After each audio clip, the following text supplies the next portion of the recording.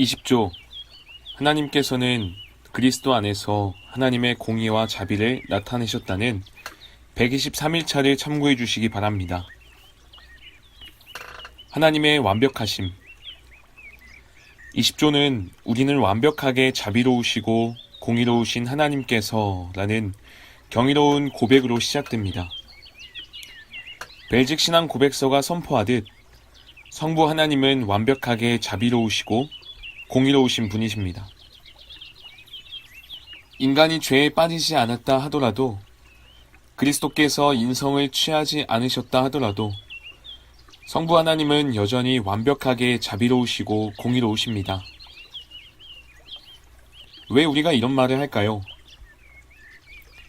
예수님이 성부 하나님을 자비로운 분으로 만드신 것이 아니라는 점을 강조하기 위함입니다.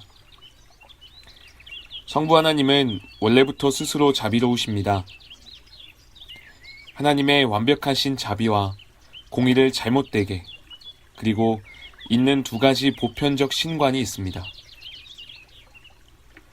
이 두 가지 관점은 마치 어떤 한 가지 특성이 몹시 과장되어 있지만 보자마자 누구를 그린 그림인지 바로 알 수 있는 캐리커처와 같이 표현됩니다. 하나님에 대한 두 가지 캐리커처 중 하나는 일부 자유주의 신학자들, 그리고 일부 보수적 복음주의자들 가운데서 찾을 수 있습니다. 그들이 그리는 막연한 하나님은 오직 한 가지 속성만을 가지고 있습니다. 바로 사랑입니다. 그 하나님은 죄를 미워하지 않습니다. 그분은 아무것도 미워하지 않기 때문입니다.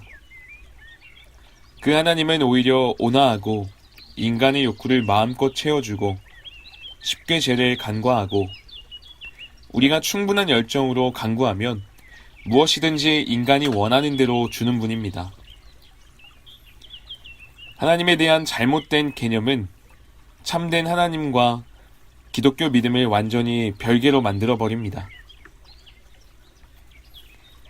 하나님에 대한 또 다른 잘못된 개념이 있는데, 이 개념은 위에서 말한 자유주의적 관점이 거의 용납되지 않는 곳에서 주로 많이 나타납니다.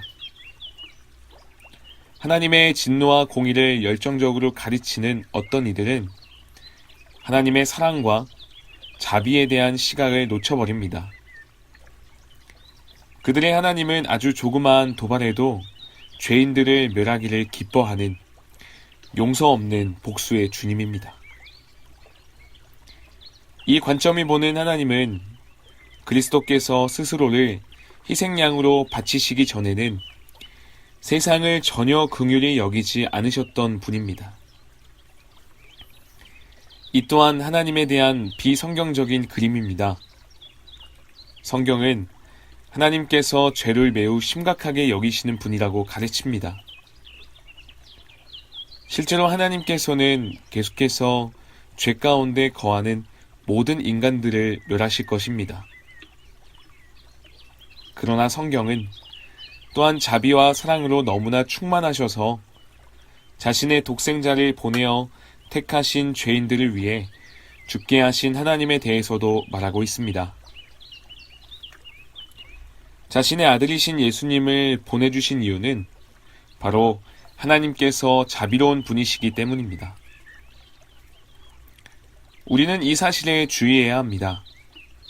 만일 우리가 이를 올바르게 보지 못하면 우리 또한 많은 이들처럼 위험, 즉 우리가 흠모하고 예배하는 대상의 자리에 삼위일체 하나님 대신 예수님 혼자만을 올려놓는 것을 무릅쓰게 됩니다. 죄로 잃어버린 바 된 택한 자들을 위해 중보자를 작정하신 것은 삼위일체 하나님의 사랑에서 비롯된 일이었습니다. 삼위일체 하나님께서는 자비로우시고 공의로우십니다. 이것이 바로 비밀입니다. 이 진리는 우리의 구원에 있어 삼위 하나님 모두가 같은 뜻을 가지고 협력하신다는 것을 의미합니다.